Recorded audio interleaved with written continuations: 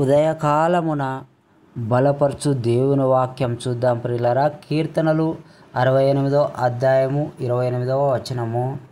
నీ దేవుడు నీకు బలము కలుగగా నియమించి ఉన్నాడు. దేవా, నీవు మా కొరకు చేసిన దానిని బలపరచము. ప్రభువైన యేసుక్రీస్తు నామముపేట మీకు మొట్టమొదటిగా వందనాలండి. ఈ దేవుని వాక్యం వింటున్నవారు, బలపరచు దేవుని వాక్యం వింటున్నవారు ప్రతి ఒక్కరికి ప్రభువైన యేసు నామముపేట వందనాలు చెల్లిస్తున్నామండి.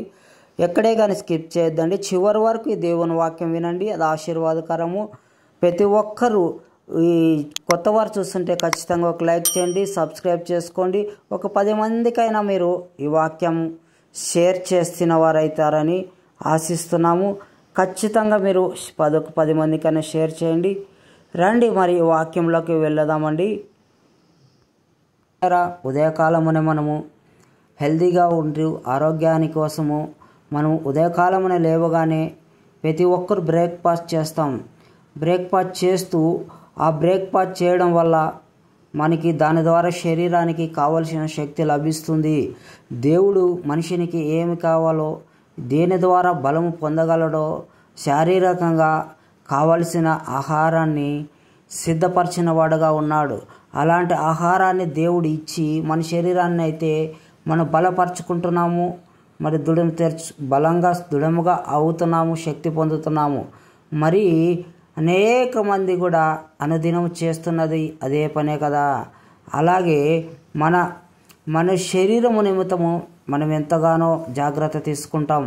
మన శరీరానికి కావలసిన శక్తి కోసము ఉదయాన్నే ఎలాంటి ఫుడ్ తీసుకుంటే మంచిదో ఎలాగ మనము ఒక ఐడియా అంటూ ఉంటుంది. అలాగే కొంతమంది అయితే మరీ కేర్ ఎక్కువగా తీసుకుంటూ తమ పిల్లలు మరింత ఆరోగ్యంగా ఉండాలని, రోగాల పాలు పడకూడదని ఉదయాన్నే బ్రేక్ఫాస్ట్కి ఫ్రూట్స్ ఇస్తూ, మరి హెల్తీ జ్యూస్ ఇస్తూ ఎంతో శ్రద్ధ కలిగి మన కుటుంబం కొరకు, ఫ్యామిలీ కోసం ప్రయాసపడుతుంటాం.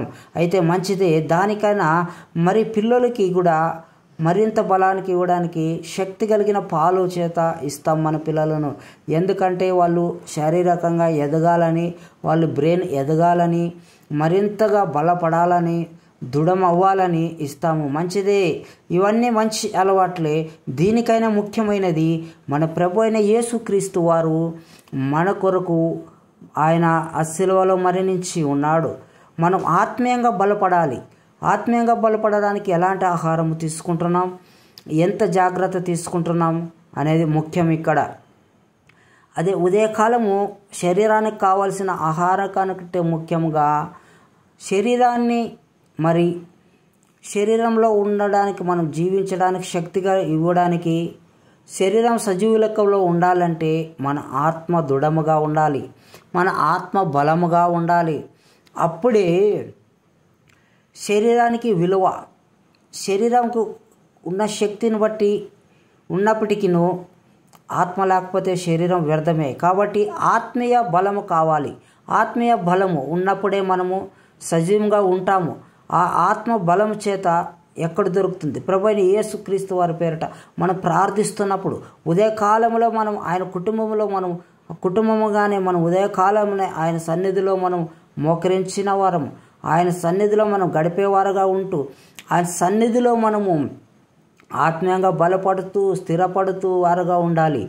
అది దేవుడు ఇచ్చిన శక్తి, ఇది ఆత్మీయ శక్తి. ఇది ఆత్మీయంగా బలపడడానికి లోకంలోకి వెళ్ళకముందు, లోకంలోకి వెళితే బలహీనము అయిపోతాం.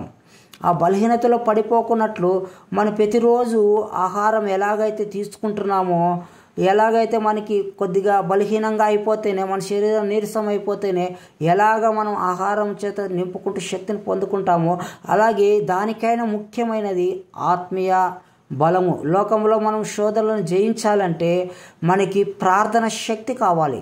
ఉదయాన్నే ప్రార్థనతో మనం ప్రారంభిస్తే మన దినాన్ని మనము మరి రాత్రి వరకు ఆ దినమంతయు దేవుని శక్తి చేత నింపబడి ఎక్కడ అలసిపోకుండానట్లు, ఎక్కడ లోకంలో పాపంలో పడకుండానట్లు, శోధనలో పడకుండానట్లు, మరి అపవాదకు ఉర్రెల నుంచి తప్పించబడేవారుగాను, అంధకారమైన శక్తుల చేత మనమును తప్పించేవాడిగాను, రక్షణక దేవుని ప్రార్థన శక్తి ద్వారా, దేవుని శక్తి ద్వారా మనం పొందేవారే ఉంటాం.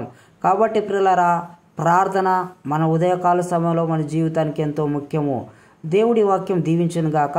రండి మళ్ళీ ప్రార్థన చేసుకుందామండి. ఒక్కరు చివరి వరకు ప్రార్థనలో ఏకీభవించండి, ఎక్కడే కనుక చేయదండి. పరిశుద్ధుడ, సర్వోన్నతుడమైన దేవా, సర్వశక్తిపరుడైన దేవా, భూమాకాశములను కలుగజేసిన గొప్ప దేవా, అవును నాయన, నీ వాక్యం సెలవిస్తుంది, నీవిచ్చిన బలము చేత మేము బలపడుతున్నాము. ఎలాగనగా మనిషినికి శరీరానికి కావాల్సిన అనుదిన ఆహారము, మంచి ఆహారము చేత మమ్మలను పోషిస్తున్న దేవా, నీకే లెక్కలేని కృతజ్ఞతాస్తుతులు నాయన. అవును, శారీరకానికంటే మొట్టమొదటిగా ఆత్మీయంగా మేము బల పొందాలంటే, బలపరచబడాలంటే నాయన, మాకు నీ వాక్యం అనే ఆహారము మాకు పంచిపెట్టాలని దేవా, ఉదయకాల సమయంలో ప్రతి ఉదయం నాయన నీ వాక్యం చేత మేము బలపడడానికి కృప చూపు, సహాయం చేయనాయన. నీ వాక్యం చేత మమ్మల్ని పోషించు, బలపరచు నాయన. ప్రార్థన శక్తితో మమ్మల్ని నింపుము నాయన. అనుదినము మేము ప్రార్థించేవారుగాను, నీతో మేము మాట్లాడేవారుగాను, ఐక్యత కలిగి ఉండేవారుగా ఉండడానికి కృప చూపు, సహాయం చేయనాయన. అవును ప్రభువా, మేము ప్రార్థించుకొని వెళ్ళినప్పుడు నాయన, ఈ లోకంలో వెళ్ళినప్పుడు అయా, నీ వాక్యము మా పాదాలకు దీపమై ఉందని నీ వాక్యం సెలవిస్తుంది. కాబట్టి దేవా, మేము లోకంలో వెళ్ళినప్పుడు ఏ చీకటి శక్తులే కానీ, అంధకార శక్తుల చేత కానీ శోధనలో శోధింపబడుకుంటున్నట్లు, అయా మమ్మలను పాపంలో పడుకుంటున్నట్లు నీ వాక్యం మమ్మల్ని కాపాడుతుంది. కాబట్టి నాయన, కృప చూపండి, సహాయం చేయండి. నీ వాక్యం మా హృదయంలో భద్రపరచమని ప్రార్థిస్తున్నాం. కృప చూపు, సహాయం చేయి. మా ప్రియులు వెళుతున్న ప్రతి ఒక్క పనుల్లో నీ తోడు, నీ కాపుదల తెచ్చేయి.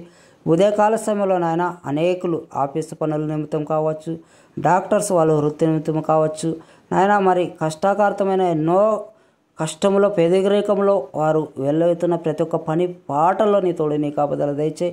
వ్యాపారాల నిమిత్తం వెళ్తున్న వారి వ్యాపారాన్ని అభివృద్ధిపరచండి నాయన. వారి వ్యాపారాలను సమృద్ధిగా ఆశీర్వదించు, దీవించు నాయన. కృప చూపు, సహాయం చేయి. ప్రతి ఒక్కరు పనులలోనూ వ్యాపారాలలోనైనా ప్రార్థన ద్వారా ప్రారంభిస్తున్నారు. కాబట్టి అభివృద్ధి పరచగలిగిన సామర్థ్యం కలిగిన దేవుడు నీవే, పోషకకర్తమైన దేవా, కృప చూపు, సహాయం చేయి. మా ప్రియులందరినీ జ్ఞాపకం చేసుకో. ఈ దినం ఎంతమంది అయితే జన్మదినం జరుపుకుంటున్నారో ప్రతి ఒక్కరిని మీరు జ్ఞాపకం చేసుకోండి నాయన. నూతన సంవత్సరం అనే కిరీటముని మీరు ధరింపజేసిన మా ప్రియుల జీవితంను బట్టి నీకే లెక్కలేని కృతజ్ఞతాస్తుతులు నాయన. ఈ సంవత్సరం అంతా నీ తోడిని, కాపుదలని కంచి వేసి కాపాడండి. వివాహ దినం జరుపుకుంటున్న ప్రతి ఒక్కరిని జ్ఞాపకం చేసుకుని ఆయన.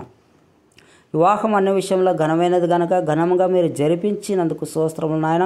వారి కుటుంబాన్ని మరింతగా ఆత్మీయంగా బలపరచండి, ఐక్యతపరచండి. వారి ఇద్దరి మధ్యలో ఐక్యతను మరింత దృఢపరచమని ప్రార్థిస్తున్నాం. కృప చూపండి, సహాయం చేయగలిగిన సామర్థ్యుడు దేవా. మరి ఎంతమంది అయితే ఈ దినము శారీరకంగా బలహీనతలో ఉండి ప్రార్థనలో పాలు పొంది ఉంటున్నారో నాయన, వారు ఉన్న వ్యాధి బాధల నుంచి తీసివేసి, వారి శరీర బలహీనతను తీసివేసి నాయన బలపరచు, స్వస్థపరచు. యెహోవా నీవై ఉన్నావు. నీ గాయపడిన హస్తాల చేత మమ్మల్ని స్వస్థత పొందుతున్నాం. కాబట్టి నీ గాయపడిన హస్తాల చేత స్వస్థపరచు నాయన. బీపీ చేత కావచ్చు, షుగర్ చేత కావచ్చు, మరి అనేకమైన వ్యాధుల చేత బాధపడుతున్న ప్రతి ఒక్కరిని ముట్టండి, స్వస్థపరచండి నాయన. మరి కోర్టు కేసుల్లోనూ అనేకమైన ఆయా అన్నాలంగా వారిపైన కేసు పెట్టి వారి కేసుల్లో ఇరుక్కున్న ప్రతి ఒక్కరిని నాయన విడిపించండి. న్యాయవంతుడు, నీతిమంతుడు, న్యాయం తీర్చగలిగిన సామర్థ్యుడు నీవే. కాబట్టి వారి కేసులను కొట్టివేసి వారి కేసుల్లో విజయాన్ని మీరు దయచేయమని ఉదయకాల సమయంలో ప్రార్థిస్తున్నాను. కృప చూపండి, సహాయం చేయండి. సేవకులు కూడా ఉదయకాల సమయంలో వారు పరిచర్యడానికి వెళుతుండగా అయా ఎవరితో ఎలాగ పరిచర్య చేయాలో ముఖ్యంగా మీరే ముందుగా మాట్లాడమని, ఈ దినమంతా మమ్మల్ని కాచి కాపాడమని యేసునామములో ప్రార్థిస్తున్నాను తండ్రి, ఆమేన్. పనుల్లో పాల్గొన్న ప్రతి ఒక్కరికి ప్రభువైన యేసునామములో పెట్టి మరొకసారి వందనాలండి. ప్రతి ఒక్కరూ ఖచ్చితంగా ఈ వాగ్దానాన్ని లైక్ చేయండి. కొత్త వారు చూస్తుంటే సబ్స్క్రైబ్ చేయండి. ఒక 10 మందికైనా షేర్ చేయండి ఇది వాక్యం.